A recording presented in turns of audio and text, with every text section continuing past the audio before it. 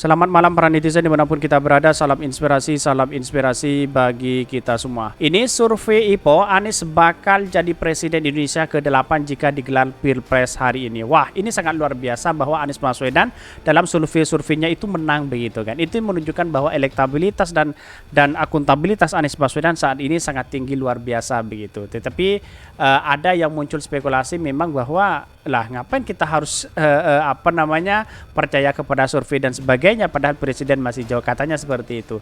Tapi mari kita baca terlebih dahulu ya komentar-komentar netizen seperti ini. Ini komentar-komentar netizen ya. Survei IPO, Anies bakal jadi presiden Indonesia ke-8 jika digelar Pilpres hari ini. Benarkah seperti itu ya? Setuju, Pilpres saja sendiri, yang lain gak ikut. Ini banyak sekali ada pro dan ada kontra. Banyak-banyak surveinya bang, biar pendukungnya yakin kalau calonnya ini menang survei ini. Ini how money politik dan kecurangan yang akan mengalahkan. Nah, ini artinya bahwa kenapa elektabilitas Anies Baswedan ketika tinggi itu banyak yang melakukan bulian dan sebagainya begitu kan. Kenapa setelah direndah juga dibully, ketika naik juga dibully, ada apa begitu kan. Itu yang menjadi cikal bakal bahwa bangsa kita kenapa kok hal-hal seperti itu dibangun, polarisasi itu dibangun begitu. Hebat banget ya. Gimana kalau surveinya minggu lalu, mungkin Anies sekarang sudah lengser lagi kali ini. 98% orang dari 100 tidak paham setiap Anies pidato, dan 90% mereka merasa Anies tak bermanfaat bagi mereka. Ini komentar-komentar cebong itu berkomentar di sini begitu kan. Dalam artian bahwa ya ngapain kita harus berkomentar itu kalau memang kenyataannya seperti itu begitu kan ya. Pada hakikatnya bagi kami survei itu hanya bersifat sementara begitu kan, bersifat asumsi yang kita harus hargai begitu. Jadi kalau memang dalam surveinya Anies tinggi ya kita harus hargai itu. Kalau turun ya kita harus hargai itu. Ngapain kita harus membuli hal itu begitu? Kan logika sederhananya kan seperti itu begitu. Jadi pada hakikatnya orang-orang para cebong dan bazar kenapa ngotot terus ketika elektabilitas Anies tinggi begitu kan? Sayangnya Pilpres digelarnya nanti tahun 2024. Jadi maaf ya, nggak mungkin Anies jadi presiden ke-8 ya. Ini banyak komentar-komentar netizen. Ini hasil survei ya, Dodong bila Pilpres digelar 2024 hanya diikuti dua pasangan, itu Prabowo dan Wapres serta Ganjar dan Wapres. Untuk Anos nggak tahu. Wah, ini komentar-komentar netizen keterlaluan sekali begitu kan ya. Seolah-olah dia melampaui dari takdir begitu. Padahal ya yang namanya politik tidak tahu siapa yang menjadi cikal bakal yang menjadi calon presiden ya begitu kan. Tetapi inilah komentar-komentar netizen yang harus kita hargai begitu kan. Tetapi mari kita baca terlebih dahulu beritanya seperti ini. Ini beritanya ya, survei IPO, Anies bakal jadi presiden Indonesia ke-8 jika digelar Pilpres hari ini. Benarkah seperti itu ya? Dikutip dari KBR News, bakal calon presiden Koalisi Perubahan Anies Baswedan ya menempati ya urutan pertama sebagai figur yang akan dipilih. Dan hari hasil survei Indonesia ya Political Opinion IPO, Gubernur DKI Jakarta 2017-2022 itu meraih 34,7% dan urutan pertama mengalahkan dua petingginya yaitu Ganjar dan Prabowo Subianto. IPO dalam survei memberi pertanyaan 3 pilihan, yaitu jika hari ini dilaksanakan pemilihan presiden ya, hendak memilih siapa. Hasilnya responden dengan yakin ya memilih Anies Baswedan dengan jumlah ya yang diikuti oleh Ganjar 29 dan Prabowo 27. Survei nasional ya IPO bertajuk persepsi atas kinerja pemerintah dan konstelasi politik ya nasional atau menuju 2024 ya, yang dilakukan secara tatap muka dengan 1.200 responden pada tahap awal. Lembaga terlebih dulu menentukan sejumlah desa untuk menjadi sampel.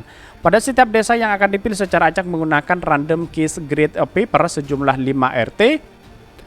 Pada RT ya dipilih 2 keluarga dan setiap keluarga akan dipilih 1 responden dengan pembagian laki-laki dan kuesioner bernomor ganjil. Perempuan untuk bernomor kuesioner genap, total responden laki-laki dan perempuan pada pembagian 50-50%. Tulis rilis IPO yang diterima oleh KBR News. Dan artinya kalau seperti ini saya yakin begitu kan. Karena yang respondennya berbeda dengan survei-survei yang lain begitu kan, lebih terarah dan independen, dan siapakah yang menunjukkan di situ begitu kan, margin of error-nya juga seimbang begitu kan ya. Pada setiap proses pemilihan selalu menggunakan alat bantu berupa lembar acak. Survei ini memiliki margin of error 2,90% dan tingkat akurasi 95%. Setting pengambilan sampel menggunakan teknik multi-set random sampling atau pengambilan sampel bertingkat. Dalam survei terdahulu, pasangan Anies Baswedan dan Ganjar Pranowo menjadi pilihan capres dan cawapres terfavorit dari hasil survei Indonesia Political Opinion IPO ya. Pertama, persepsi publik atas konstelasi politik ya nasional dengan pemilihan presiden di 2024. Bahkan ya IPO dalam siginya membuat pertanyaan jika hari ini dilaksanakan pemilihan presiden dan nama pasangan berikut ini siapa yang akan Anda pilih? Hasilnya pasangan Anies ya. Pasangan Anies Ganjar menempati urutan pertama dengan meraih 41,5% dan diikuti Anies Eriks 34,2% dan Anies Sandiaga Uno 32% dan Anies Andika 24% dan Anies Ahaye 27%. Artinya kalau digandengkan begitu kan, Anies Ganjar itu sangat kuat sekali begitu. Tetapi bisa jadi kemungkinan Anies Ganjar begitu ya. IPO dalam survei membagi ke dalam 3 tujuan. Pertama, menguraikan dan menemukan data empiris ya terkait situasi politik, terutama kaitannya dengan hasil kerja yang dilakukan oleh pemerintah secara umum. Kedua, mengukur dan mengkaji secara kualitatif ya peta politik ya, menemukan data empiris dan responden terkait persepsi politik situasional ya. Ketiga, menguji profesional preferensi pemilihan dari sisi publik ya, termasuk ya mengukur tingkat pemerintah tokoh-tokoh politik. Bahkan tidak banyak perubahan yang kontestelasi, hanya saja perubahan itu lebih bersifat teknis, kata Direktur Eksekutif IPO ya Deddy Kurniasah Putra. Dan bahkan ya menurut saya pribadi survei ini layak begitu kan ya, bisa dianggap sebagai kredibel dan sebagainya begitu. Bahkan dalam survei ini Anies bertengker ya di peringkat pertama dan survei IPO pada simulasi terhadap 20 nama tokoh nasional. Elektabilitas penggagas Gerakan Indonesia Mengajar itu tercatat sebagai 21,2%.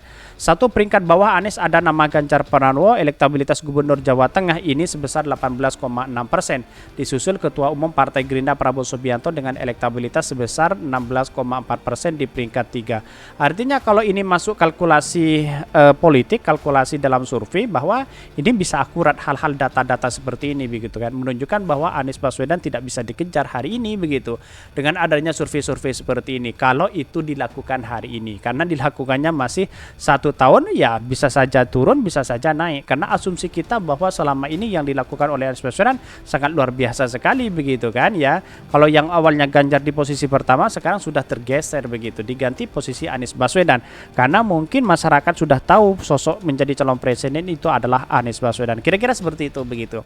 Mungkin itu yang kami sampaikan. Tonton terus channel Khodari Podcast Rakyat ini karena ada berita-berita menarik dan viral setiap harinya. Salam para netizen, salam inspirasi bagi kita semua. Jangan lupa di subscribe channel YouTube Khodari Podcast Rakyat ini.